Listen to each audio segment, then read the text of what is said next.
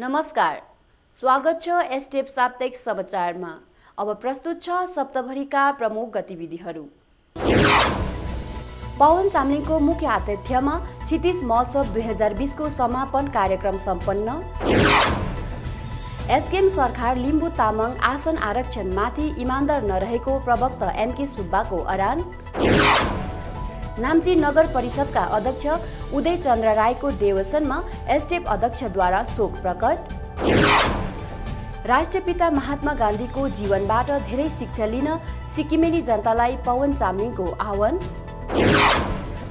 अलैँचीको भाउ प्रतिमन 50,000 दिने एसकेएम पार्टीको बाचा भोट हत्याउने गोटी सर भएको उपाध्यक्ष सापकोटाको ठहर। सामाजिक सञ्जालमा प्रचारित झुटो खबरको एसटेप पार्टीद्वारा खण्डन। दक्षिण जिल्लाको मासिक सभा सम्पन्न।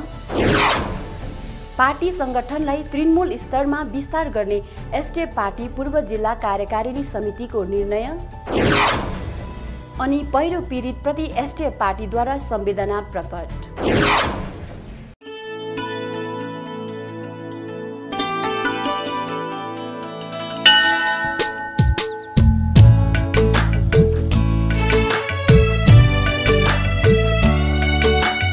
सिक्किम, जहां देवों का वास है, जहां चारों धाम और 12 ज्योतिर्लिंग है एक ही जगह, जो बन गया है अब सिंहम।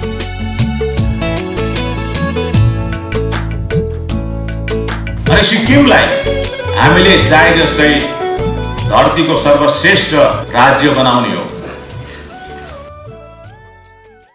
अब समाचार विस्तारमा। राज्यका युवाहरूको उत्थान र सशक्तिकरणको उद्देश्यमा गठित संगठन सिक्किम स्टुडेन्ट पार्लियामेन्टले wandering soul of Sikkim, Sikkim university student association, north east progressive youth अनि फास्टेस्ट फास्ट सिक्किमको संयुक्त तत्त्वाधानमा नयाँ क्षितिज वार्षिक महोत्सव 2020 को आयोजना गरेको थियो। हप्ताव्यापी चलेको यस भर्चुअल कार्यक्रमको समापन कार्यक्रम गान्धी जयन्तीको अवसरमा सम्पन्न भयो। यस कार्यक्रममा पूर्व मुख्यमन्त्री पवन चामलिङले मुख्य अतिथिका रूपमा अंशग्रहण गर्नुभएको थियो। उहाँले विद्यार्थीहरूलाई सम्बोधन गर्नुहुँदै आयोजक समितिले यस प्रकारको नयाँ दिशातर्फ उन्मुख रहेको विद्यार्थीमुखी कार्यक्रम आयोजनाका निम्ति बधाई दिनुभयो। यसरी नै आफूलाई कार्यक्रममा संलग्न गराएकोमा उहाँले आयोजक समितिलाई आभार व्यक्त गर्नुभयो। मान्छेको क्रोनोलोजिकल, बायोलोजिकल र साइकोलोजिकल गरी 3 प्रकारको उमेर हुने अनि क्रोनोलोजिकल र बायोलोजिकल उमेर प्राकृतिक उमेर भएकोले घटाउन र बढाउन नमिल्ने, तर साइकोलोजिकल उमेर घटाउन र बढाउन मिल्ने भएकोले आज साइकोलोजिकलले आफू विद्यार्थीहरू जस्तै यहाँ भएर कार्यक्रममा अग्रसर गरिरहेको उहाँले सम्बोधनको प्रारम्भमा भन्नुभयो। उहाँले विभिन्न विषयमा आफ्नो ज्ञान साझा गर्नुहुँदै कविता हराउँदै गएको विषय र त्यसलाई पुनः बचाउने कुरामाथि पनि प्रकाश पार्नुभयो। युवाहरूलाई आफैसँग प्रश्न गर्ने तथा अन्तर्दर्शन गर्नका निम्ति प्रोत्साहित तुल्याउँदै कविता लेख्नले यसलाई प्राप्त गर्न सकिने आफ्नो विश्वास रहेको पनि बताउनुभयो। शिक्षाको विकासको इतिहास सन्दर्भमा बोल्नुहुँदै उहाँले सिक्किमको शिक्षा विकासको इतिहास धेरै कान्छो रहेको, अमेरिकामा 1700 मा शिक्षा विकासको थालनी भएको अनि सिक्किममा 1900 देखि मात्र भएको जानकारी दिनका साथै 100 वर्षभित्रमा आज नवीन शिक्षा प्रणालीको क्षेत्रमा सिक्किम पूर्ण साक्षर राज्य बनेर उदाहरण पेश गर्न सफल बनेको पनि बताउनुभयो। भर्चुअल सम्बोधनमा उहाँले कार्यक्रममा जोडिएका विद्यार्थीहरूलाई अनेकौं ज्ञान सम्माद कुराहरू साझा गर्नुभयो। यसै क्रममा उहाँले भन्नुभयो, आजको विद्यार्थीहरू भविष्यको नेताहरू हुन्, यसैले विद्यार्थीहरू गलत र सही छुट्याउनका लागि सधैँ सक्षम बन्नुपर्दछ। यसरी नै शिक्षाको उद्देश्यमाथि प्रकाश पार्नुहुँदै उहाँले आजको शिक्षा डिग्री उन्मुख मात्र नभएर जीवन उन्मुख हुनुपर्छ भन्नुभयो। यसरी नै उहाँले अझ भन्नुभयो, कुनै एउटा क्षेत्रमाथि मात्र विशेषज्ञ बनाउने शिक्षण प्रणालीको कारण वर्तमान समयमा शिक्षाको उद्देश्य सीमित बनेको छ। यसले हामीलाई जीवन कसरी राम्रोसँग जिउन सकिन्छ भनेर शिक्षा दिँदैन। यसले केवल नोकरी प्राप्त गर्ने इलिमको शिक्षा मात्र दिन्छ, तर मान्छे कसरी राम्रो मान्छे बन्न सक्छ भन्ने शिक्षा दिँदैन। उहाँले जैविक राज्यको महत्त्वमाथि प्रकाश पार्नुहुँदै राज्यका युवा वर्गले यसलाई अघि बढाउन आवश्यक रहेको पनि बताउनुभयो।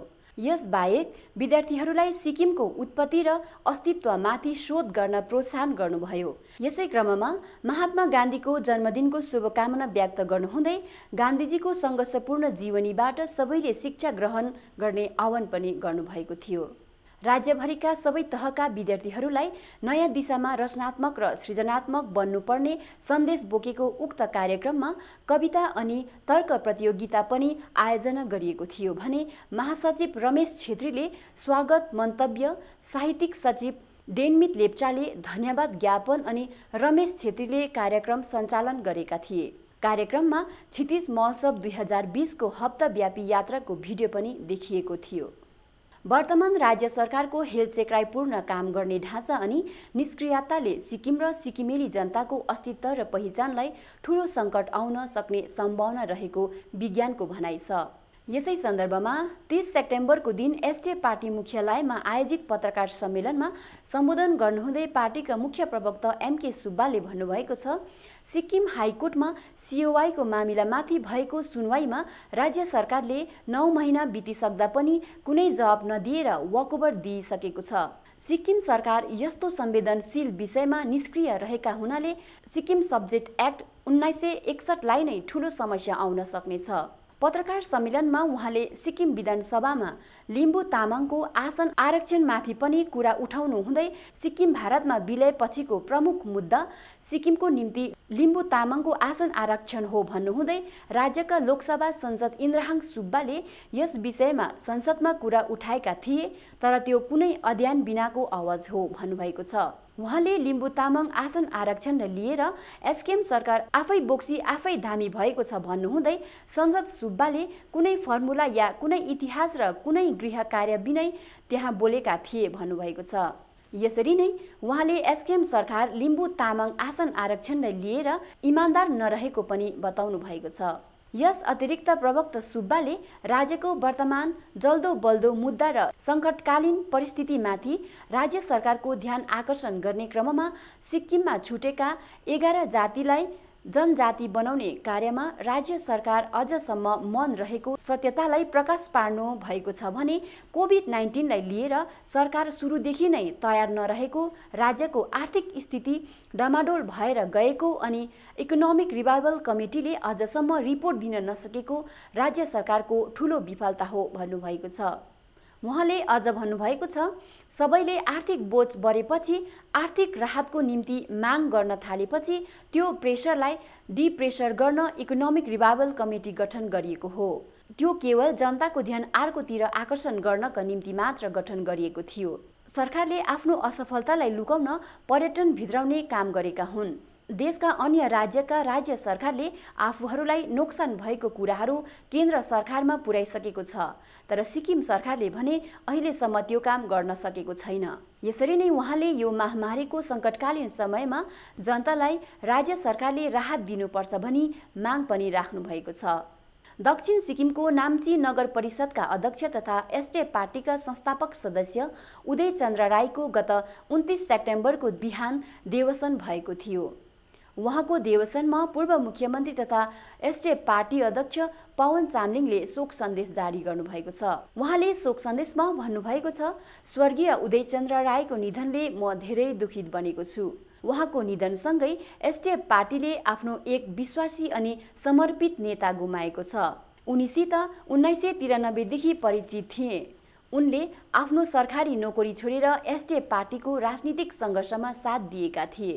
सरकारी नोकरी त्यागेर एसडिएफ पार्टीको राजनीतिक सङ्घर्षमा समर्पित बन्ने स्वर्गीय राई चुनावको टिकट अथवा पार्टीको पदबाट माथि उठेर काम गर्ने एसडिएफ पार्टीका एक कर्मठ नेता थिए।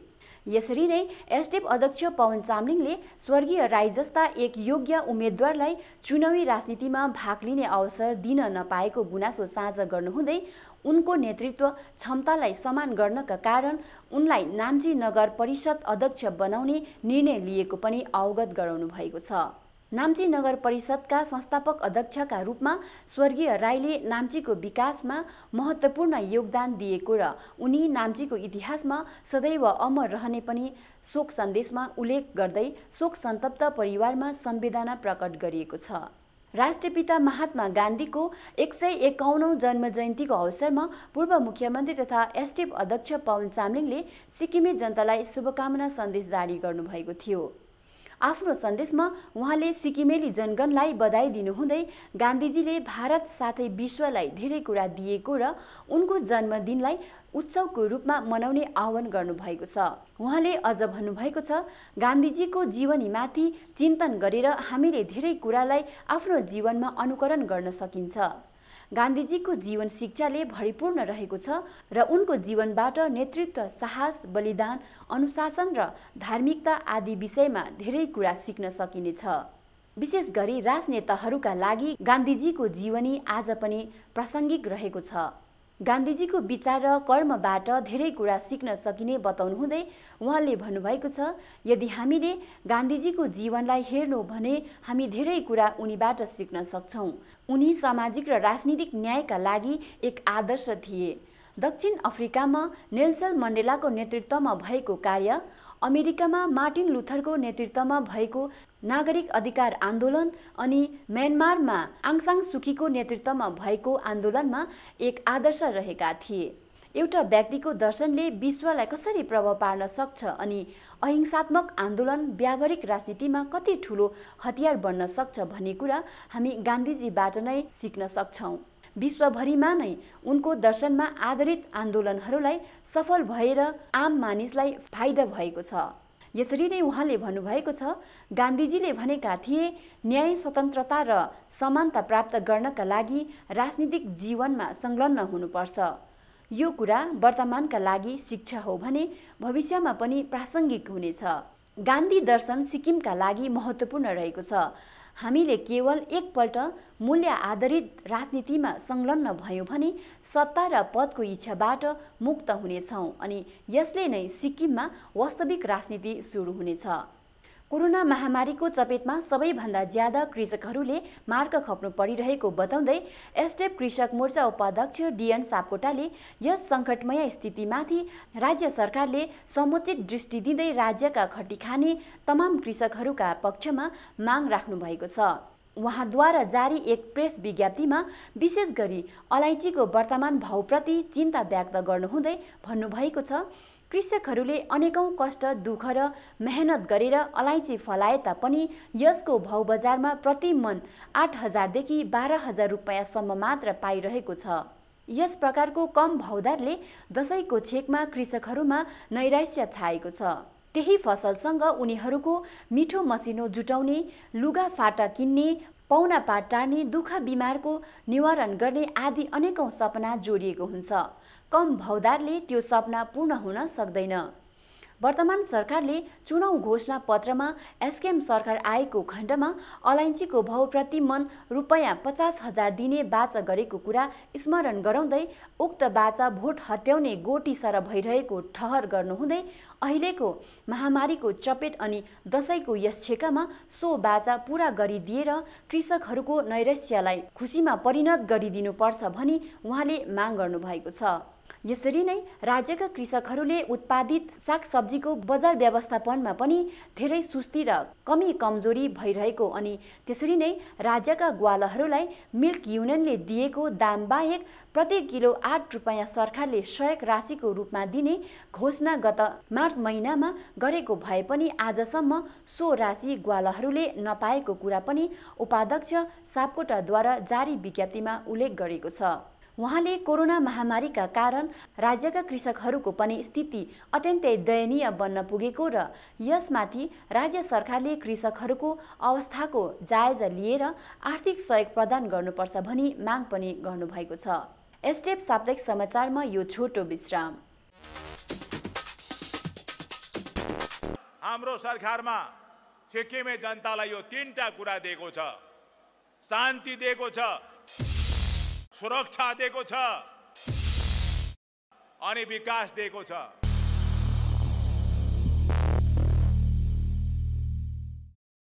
यो छोटो विश्रामपछि यहाँहरूलाई पूर्ण स्वागत छ। गत 30 सेप्टेम्बरको दिन सामाजिक सञ्जालमा एन्जेलिना राई र करिश्मा छेत्रीको फेक आइडीबाट एसडिएफ पार्टी अध्यक्ष पवन चामलिङलाई कोरोना पोजिटिभ भएको दुष्प्रचार गरिएको थियो। पार्टीका प्रशासनिक मामिला महासचिव आमोस लेप्चाले विज्ञप्ति मार्फत यस्तो दुष्प्रचार एउटा निन्दनीय कार्य हो भन्दै खण्डन गर्नुभएको छ। उहाँद्वारा जारी विज्ञप्तिमा पार्टी अध्यक्ष पवन चामलिङ स्वास्थ्यपूर्वक अहिले आफ्नो परिवारसित नाम्ची स्थित निजी आवासमा रहेको उल्लेख गरिएको छ। यस प्रकारको दुष्प्रचार गर्नु अति नै निन्दनीय र गैर जिम्मेवार घटना भएको र पार्टीले झुटो खबर फैलाउने सबै फेक आइडी विरुद्ध कानुनी कारबाहीको पहल गर्ने पनि विज्ञप्तिमा जनाएको छ। सामाजिक सञ्जालमा झुटो खबर फैलाउने विरुद्ध एसडिएफ पार्टीद्वारा गत 1 अक्टोबरको दिन एफआइआर दर्ता गरिएको छ। 1 अक्टोबर नाम्ची स्थित जिल्ला कार्यालयमा एसडिएफ पार्टीको मासिक सभा सम्पन्न भएको छ। प्रत्येक महिनाको पहिलो तारिक गरिने यो सभामा पार्टीको भावी कार्यक्रममाथि विभिन्न बहस गरिएको छ। सभामा एसडिएफ सरकारको कार्यकालमा भएको उपलब्धिहरूमाथि पनि चर्चा गर्दै नारी जातिलाई दिएको सम्मान, हक र अधिकार बारे पनि चर्चा गरिएको थियो भने वर्तमान सरकार नारीको हक अधिकारमाथि गम्भीर नरहेको अनि कोरोनाको संक्रमण रोकथाम गर्न विफल बनेको सभाले ठहर गरेको पार्टीद्वारा जारी प्रेस विज्ञप्तिमा जनाएको छ। 3 अक्टोबरको दिन इन्दिरा बाइपास स्थित पार्टी कार्यालयमा एसडिएफ पार्टीको पूर्व जिल्ला कार्यकारिणी समितिको सभा सम्पन्न भयो। कृषक मोर्चा उपाध्यक्ष डिएन सापकोटाको अध्यक्षतामा गत 3 अक्टोबरको दिन सम्पन्न यस सभामा पार्टीको भावी रणनीति तथा कार्यक्रम सम्बन्धी व्यापक रूपमा चर्चा परिचर्चा गर्नका साथै सभाले पार्टीको समष्टि स्तर अनि जिल्ला स्तरको रिक्त स्थानमा समिति चयन गरी पार्टीको संगठनलाई तृणमूल स्तरसम्म विस्तार गरिने लगायत वर्तमान सरकारको कमी कमजोरी अनि लापरवाहीपूर्ण कार्यशैली जनतालाई अवगत गराउने निर्णय लिएको छ। यसरी नै गान्धी जयन्तीको अवसरमा स्टुडेन्ट पार्लियामेन्टको पहलमा wandering soul of Sikkim, Sikkim university student association, north east progressive youth अनि फास्टेस्ट फास्ट सिक्किमको संयुक्त तत्वावधानमा आयोजित अन्तर्गत क्षितिज महोत्सव 2020 को समापन कार्यक्रममा पूर्व मुख्यमन्त्री तथा पार्टीका अध्यक्ष पवन चामलिङलाई मुख्य अतिथिका रूपमा निमन्त्रण दिनका साथै राज्यमा विद्यार्थीहरूका निम्ति नयाँ प्रकारको कार्यक्रम आयोजना गरेकोमा सभाले आयोजक समितिप्रति आभार व्यक्त गर्दै धन्यवाद प्रस्ताव पनि पारित गरेको छ। सभाध्यक्ष डिएन सापकोटाले आफ्नो छोटो सम्बोधनमा पार्टीको संगठनलाई अझ विस्तार गराउन नयाँ अनुहारका युवाहरूको भूमिका मुख्य हुने बताउनुभयो। एसडिएफ पार्टी एक अनुभवी, दूरदर्शी तथा जनवादी नेता पवन चामलिङको नेतृत्वमा रहेको साथै असल नीति सिद्धान्त र अनुशासित पार्टी भएकोले राज्यको युवा, चेली, विद्यार्थी तथा सबै आम जनताको हितमा यस पार्टीले काम गरिरहने बताउनु भएको छ। सभामा पूर्व जिल्ला समितिका विभिन्न पदाधिकारीहरू उपस्थिति रहेको थियो। पश्चिम सिक्किमको सोरेङ महकुमा अन्तर्गत रिन्चेनपुङ समष्टिको सामदुङ सिरिपदम ब्लकको टाफिल गाउँका पहिरो पीडित परिवारहरूप्रति एसडिएफ पार्टीले हार्दिक संवेदना प्रकट गरेको छ। 3 अक्टोबरको दिन पहिरोमा घाइते बन्ने सदस्यहरूलाई एसडिएफ पार्टीका दक्षिण पश्चिम जोनल कार्यालय प्रभारी तथा वरिष्ठ उपाध्यक्ष दौचो लेप्चाले नाम्ची जिल्ला अस्पतालमा पुगेर भेट गर्नुभएको छ। यस अवसरमा दौचो लेप्चाले घाइतेहरूलाई शीघ्र स्वास्थ्य लाभको कामना पनि गर्नुभएको छ। यसरी नै एसडिएफ पार्टीका प्रवक्ता प्रशान्त बाबु छेत्रीले पीडित परिवारहरूप्रति संवेदना प्रकट गर्दै पहिरोले ज्यानमालको क्षति मात्र नगरेर पीडित परिवारलाई सहनै नसक्ने दुःख पुर्याएको बताउनु भएको छ। हालै सम्पूर्ण सिक्किम नै पीडित परिवारको पक्षमा खडा भएको तथा पहिरोको कारण घाइते हुनेहरूलाई शीघ्र स्वास्थ्य लाभ गर्ने कामना पनि गर्नुभएको छ। आजलाई यति नै। हेर्दै गर्नुहोला एसडिएफ साप्ताहिक समाचार।